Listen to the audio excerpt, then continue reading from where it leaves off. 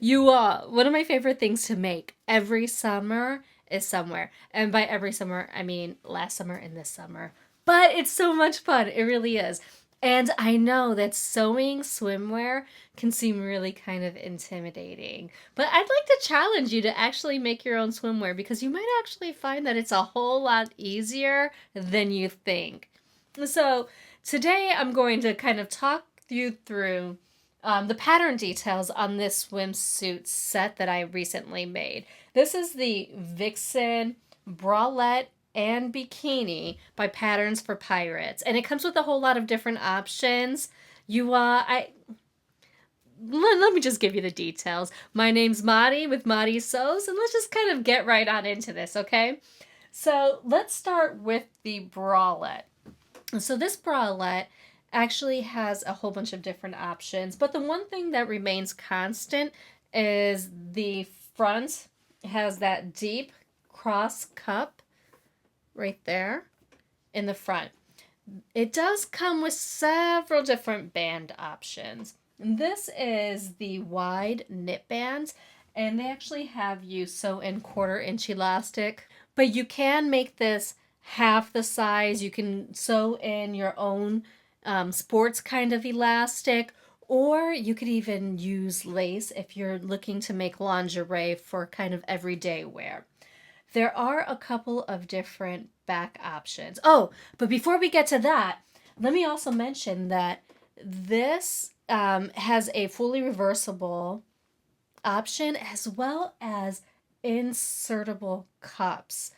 So if that's something that you always look for in your swimwear, it's definitely an option with this bralette. On the back side, I made the cross back. Now, it's really kind of hard to see what's going on here because, well, I had to make some adjustments here. But this is what the cross back is actually supposed to look like.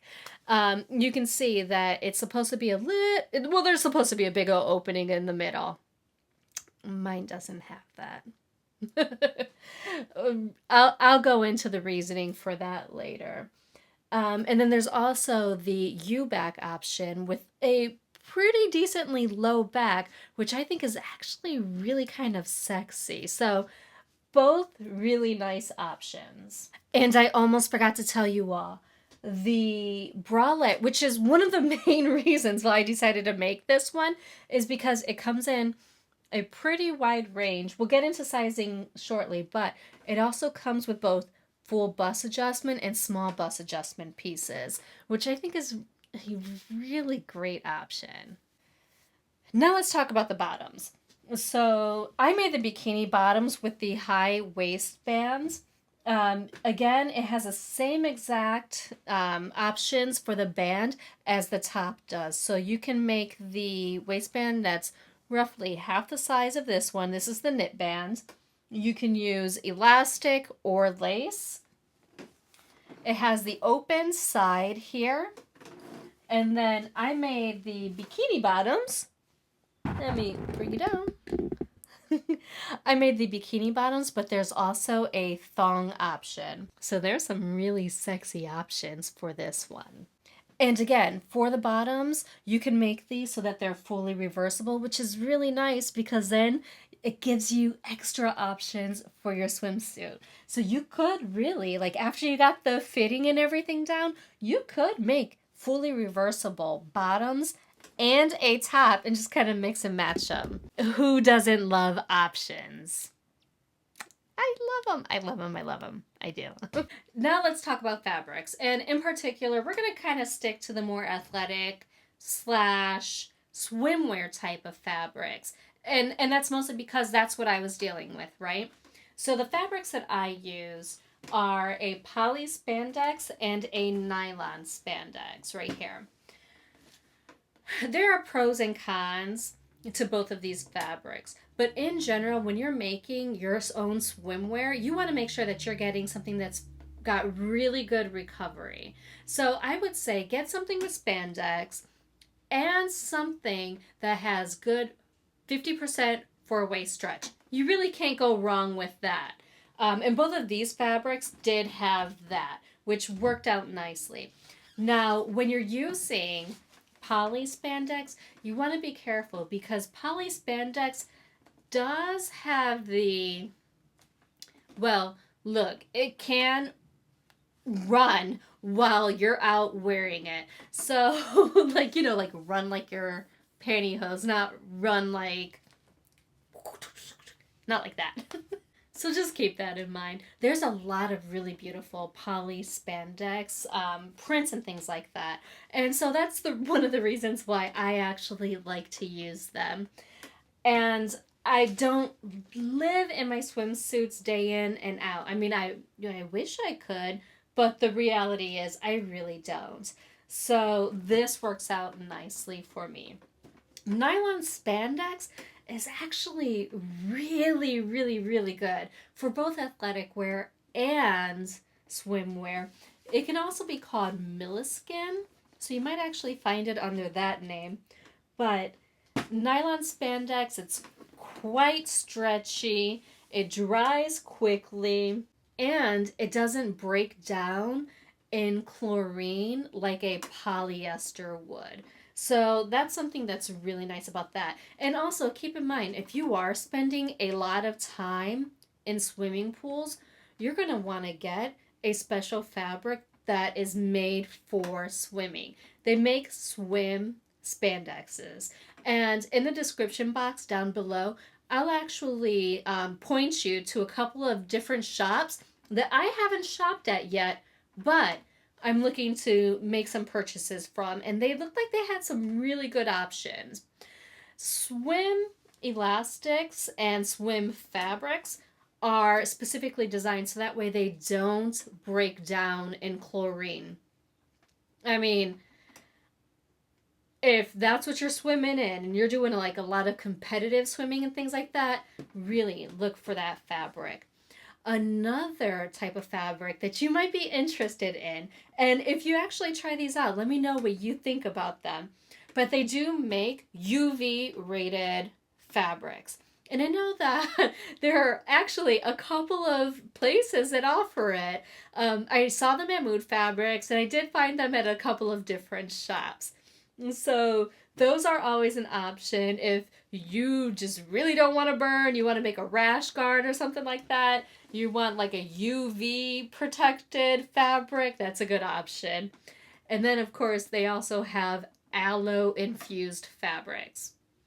I saw those at Mood. I think that's the only place that I actually saw those at, but I really did think that they were pretty interesting.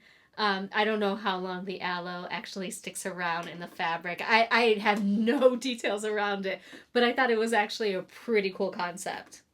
So definitely check out the links in the description box below if you're looking to source some really fun fabrics. I think all of the shops are US based, so keep that in mind. So now let's get into the sizing on this. Earlier I had mentioned that they had a pretty nice range, and I really wasn't lying. So both of these pieces do start at an XXS, so an extra extra small, and they go up to a plus 5X for Patterns for Pirates. And that basically equates to a, let's see, for the bralette, you're looking at a bust of 30 inches up to 60 inches. And then there's both the small bust adjustments and the full bust adjustments, which I really like that not only are they thinking about the ladies with the bigger bust like I have, but they're also thinking about the whole other end, which is really good. And then the bottoms go from a waist of 23 inches up to 57 inches and hips of 34 inches up to 64 inches. So they do have a pretty inclusive size range, which is really exciting. When you go to print out the pattern, all of the pattern pieces are nested so that you can grade from one to the other. And then you can also kind of just pick the size that you want to print out, and it'll print that for you. What is also really cool is that all of the pages are trimless, so you can just kind of tape them together and keep it moving. So for anyone who's like me and hates to tape together patterns, it saves you a step. It makes it a whole lot easier. Now let's talk about how I chose the sizing for my top. So my upper bust across here measures in at 40 inches. My full bust at 44 inches. My under bust was 38 inches. That put me into an extra, extra large. But here's the thing. When I was looking at the sizes and how they have the full bust adjustment pieces, it looks like the pieces were adjusted on both the front and the back. And that kind of threw me off. I wasn't sure if I should size down and do a full bust adjustment or if I should go with the extra, extra large. And mostly because it's the majority of my width is in the front. I mean, that's like my bust accounts for the majority of my width. And then I have relatively narrow shoulders and a back. And I think that's the reason why when I sewed up the straight extra extra large, I had to close out this back gap so much. It's because I am a whole lot more narrow in the back. I mean, that back, that cross back just had some really great potential. And I don't hate the way it looks now. It's just really wasn't the exact look that I was going for. So the next time that I make this, I am going to use the extra extra large front pieces. However, I'm going to size down 2 sizes for the back pieces. And then of course, I'll have to make sure that the side seams here do meet up when I do sew up that smaller side, but that's going to be an easy adjustment. The other thing that I had to do kind of towards the end, because you have to try these on, right? So the last thing that I did was I removed a full 3 inches off of the back bands at the shoulder. Now that's a typical change that I have to make in my swimwear. Typically it's more around 2 inches off of the back. I also have to do it to my sports bras. And that is because, well, I'm a little shorter up here, but also because my bust is so large and heavy, it pulls the fabric forward in the front. And so by removing the extra fabric from the back straps right here, it actually gets those shoulder seams right where they're supposed to be. And it provides more support because there's only so far the fabric's going to let it stretch down, right? So, so that's why I do take it from the back band. But again, when you're removing that extra fabric from the back band, you'll have to make sure that your pieces are lining up with the front band. So, just kind of make those changes as needed. But that's really something that you're not going to even be able to identify until after this thing's constructed and you put on, which is one of the reasons why this really isn't reversible, which is a bit of a bummer for me. And let me just take it off of my dress form so that way you can see. All right, so I know it's upside down, but it's easiest to hold it this way. So this is the front and that's the back. But because I had to go in after the fact, this is what my actual shoulder seams look like. I just went back in and I serged them and, tacked it down so that way they didn't go anywhere. And that's really the only reason why I can't wear this top fully reversible. If I do decide to make a second one with all of the changes that I just explained, I think I would get pretty funky with the lining so that way I have 2 extremely different swimsuits because I think that would just be the best.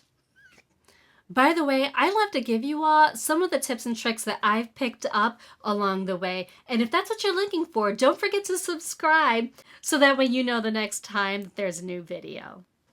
These bottoms were actually a little trickier to sew than I thought they were going to be, and I had to make 2 different versions. So actually, let's just start with the first version here, which is this one. That's my top. This one. Before the bottoms, let me tell you what my measurements were and the size that I decided to go with, because I felt like this one had a bit of a like trickier kind of, I don't know, it just wasn't so straightforward when it came to getting the look that I wanted. So my waist measurement is 36 inches and my hips are 52 inches. And so the size that I chose was the extra, extra large waistband, but because it has that open side, I figured that it had a little bit of room for me to be able just to cut the 1X bottoms and, you know, still have a decent gap. And well, I feel like that gap was extremely tiny when I did sew it up. And let me just show you. So there's the gap right there on the side. It was actually a whole lot more full coverage than what I was going for. I mean, I was really kind of like pushing myself out of my boundaries and looking for something that was going to be a whole lot less coverage than the full-on, like, high-waisted, full booty coverage bottoms that I typically wear. And I kind of felt like this was just a high-legged kind of version, a high-rise kind of version on the legs. It really wasn't what I was going for.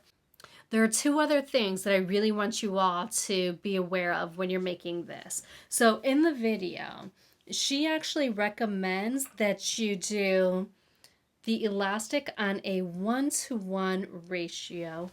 And I mean, I've seen other swimwear people recommend that, but for me, when I did a 1-to-1 ratio on all of the pieces, 5 steps, and these bottoms were up my booty. I mean, it was, I couldn't move without them like moving to places they were not supposed to be.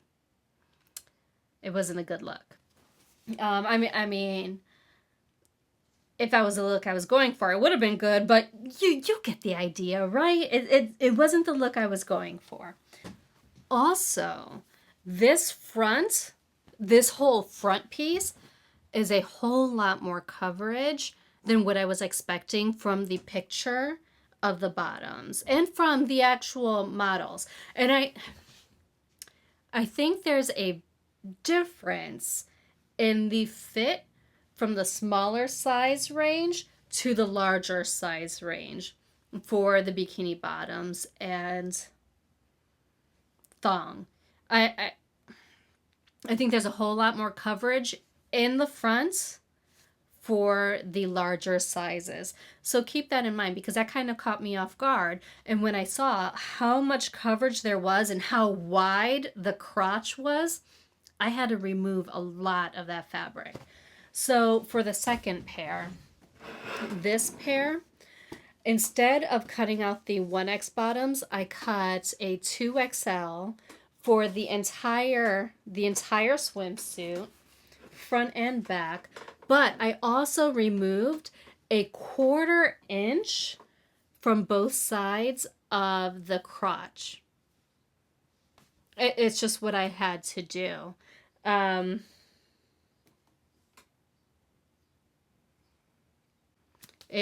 don't care how much coverage you want, full coverage or whatever. When you've got extra fabric kind of like hanging out, it's not a good look. Just don't do it. Don't do it. The other change that I did to these bottoms was that I pulled the elastic almost to like maximum capacity for these.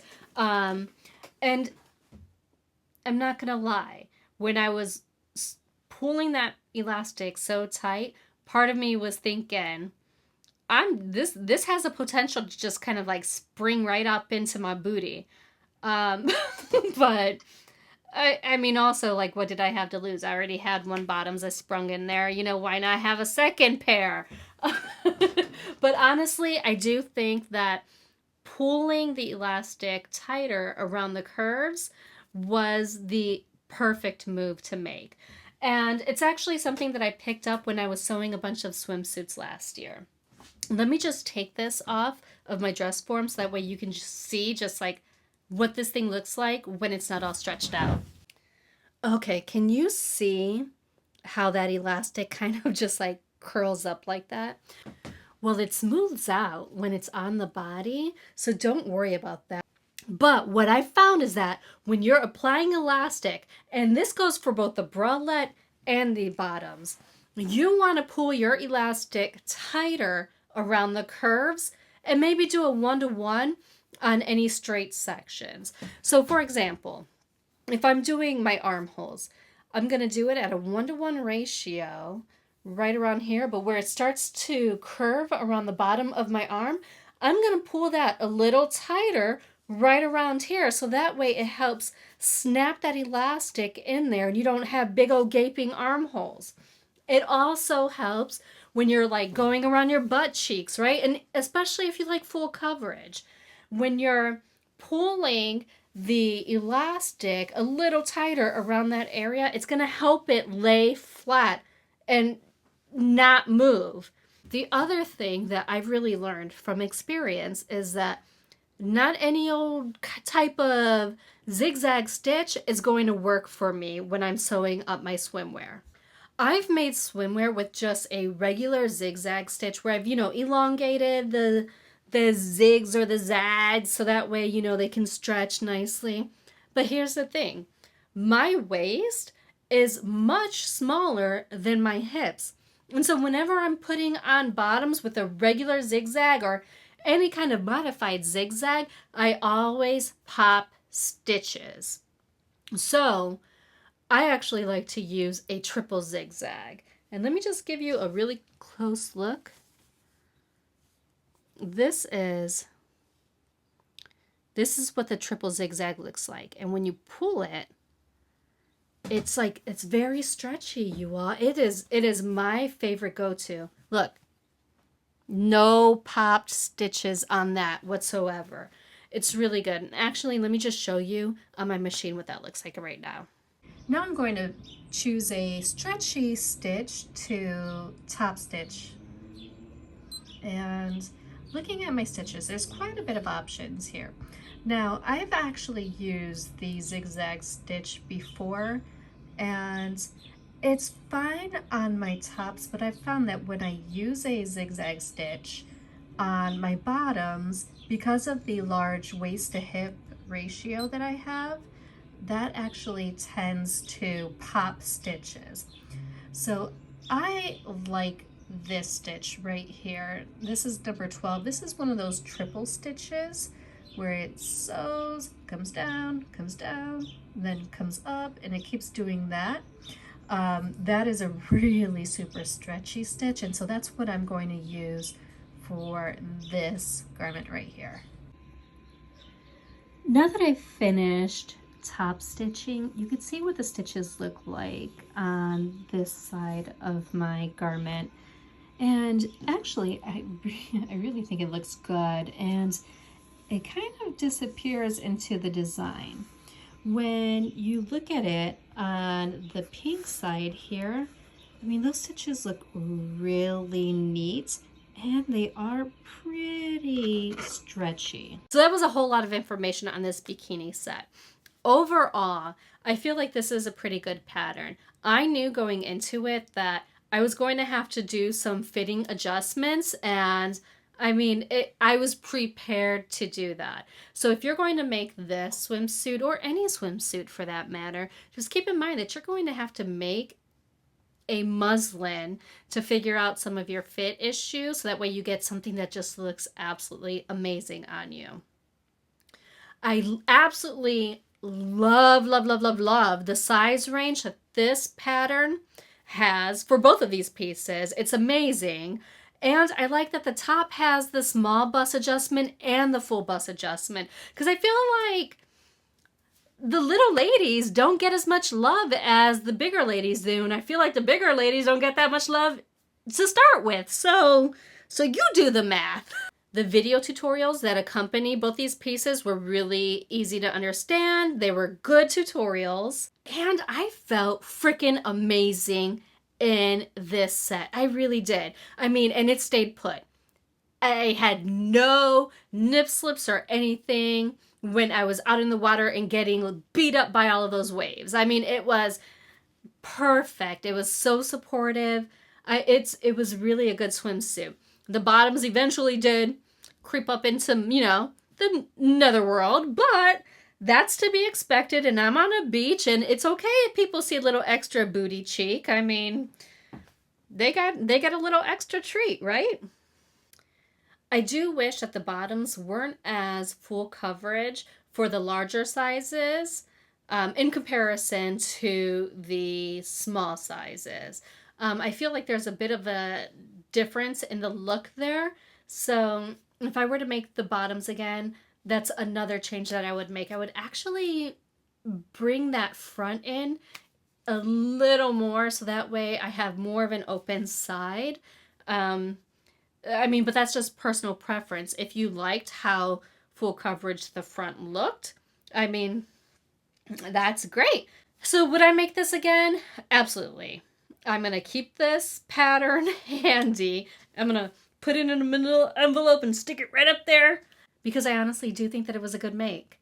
And I love the final outcome. I felt amazing in it. I mean, what's more to say? It's a good pattern when you feel good in it, right? Well, if you're looking to make your own swimsuits, don't forget to check the description box for the links to all of the amazing fabric shops that I'm looking forward to shopping at. And check out this video right over here, which is going to kind of give you like a rundown of everything that I learned last year. And you all, until next time, I sincerely hope that you find joy and have an amazing day.